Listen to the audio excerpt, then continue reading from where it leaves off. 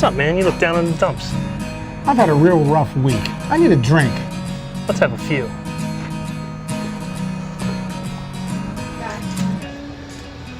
No, no.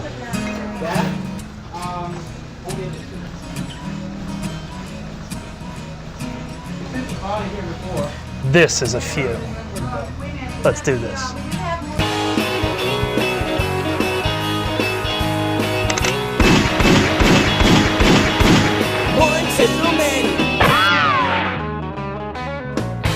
Unleash the rebel in you. Welcome to Outlaw TV, where we review spirits and why you should drink them.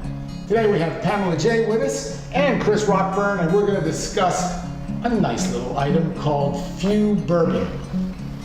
So Pam, I guess you did a little research on Few Bourbon. I did do some research, and it turns out that Few is the initials of Frances Elizabeth Willard, who was a big part of the temperance movement in the late 1800s. Explain a little bit what the temperance movement is. So the temperance movement was a time period where they tried to convince people that alcohol was the devil and tried to get it banned. And eventually, over a period of time, that resulted in the 19th Amendment to the Constitution, which became prohibition and helped foster the Roaring Twenties. Wow. So it's kind of an ironic little piece that they named a bourbon after a person who was big in the temperance movement. Wow, that's cool. It's kind of an interesting thing. I know, the devil does travel through booze once in a while, depending on which. Well, and they certainly believe that, and one of her mottos was everything, good things in moderations, and foul things should be prohibited. So she was not playing. Got that. How about you, Chris? Did you have some research to put in on it?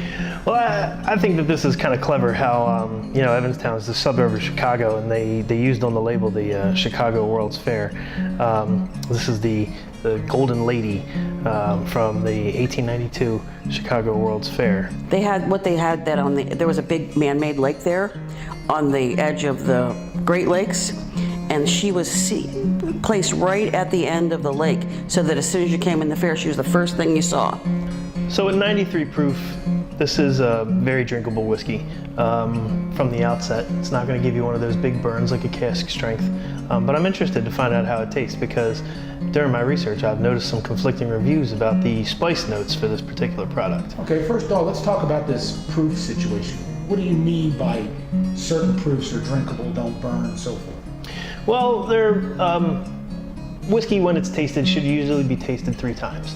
The first taste, you acquire your mouth to the actual alcohol. Your mouth will give you a burning sensation. The reaction, the chemical reaction that takes place on the tongue will create, in most, a painful sort of effect. Now, seasoned bourbon drinkers like ourselves are kind of used to anything within the 90 to 96 range, which is about average. Some products, for example, one of my favorite ryes, Rittenhouse, is bottled in bond, and that clocks in at 100 proof. So that's going to be a little bit more intensity. I know one of our guys in the crew likes the barrel proof stuff. That's usually up in the 115, 120 range. So that is a much higher alcohol content. Okay, let's take a shot at this and see what a little bit of Few is like. Sure. Shall we try? Thank you, dear. You're welcome. Cheers. Cheers. It does have a nice... It's a nice smell. Good nose.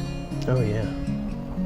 What do you pick from smelling it? Little vanilla notes. Yeah, you certainly can smell them. Clovey. Some clove.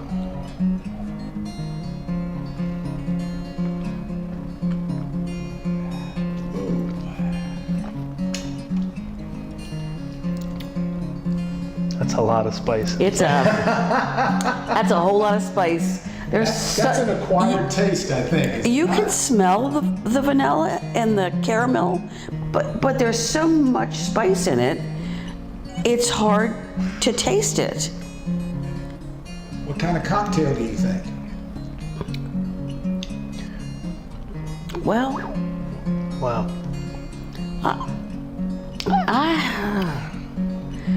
it's got such a spicy burn that I'm not 100% sure how I would use it. Really? So it's Because I'm all about the... right. So it's better straight in most cases. For someone who really likes spice and burn, this is probably a really good whiskey. I'm more of a sweet, vanilla caramel, smooth finish kind of person. So Chris, I'm seeing you're sitting here really analyzing this. Lemon juice would work wonders with this. I think it would be very.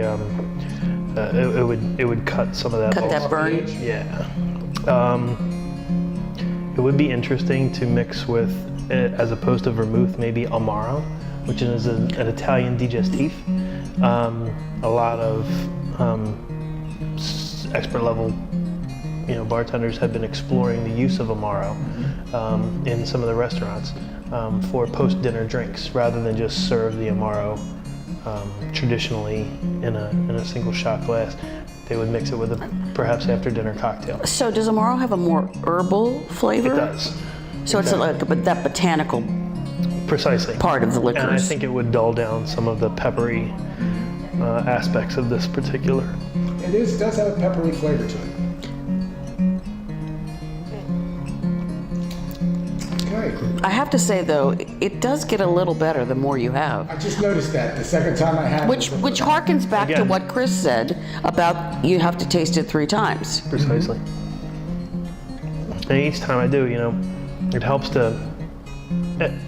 The nose is basically, brain cells that extend down. It's the chemical receptors are all right there. So it's amazing that, you pick up the alcohol vapor and you get that tingling sensation, but then it's also just that overwhelming sense of clove and spice, and if you have it when you have it on the tongue.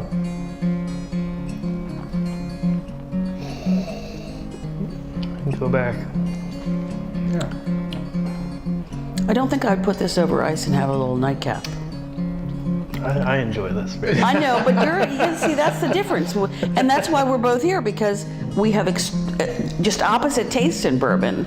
That's why there's more. That's why there's all kinds. Shelby Carpenter here, saying thank you to American Oak Barrel Company for giving us a home here on Outlaw TV and making it possible for us to share our tasting experiences with you. These guys specialize in handcrafted oak barrels used for aging spirits, just like the ones we showcase here. Want to make your own spirits? Yeah, they do that too. Their signature Outlaw kits empower you to make your own bourbon, whiskey, scotch, rum, tequila, liqueur, and brandy. All of their products can be personalized with laser engraved precision, and all orders are done in-house, no outsourcing. So if you need it quick, customized, and correct, by far American Oak Barrel has the coolest kegs on the web. Purchase yours today at AmericanOakBarrel.com and tell them Shelby sent you. Okay, well, we want to remind you to come back next month to see us on Outlaw TV once again, where we will review another spirit to your taste. So we want to remind you again, from American Oak Barrel, to Unleash the rebel in you.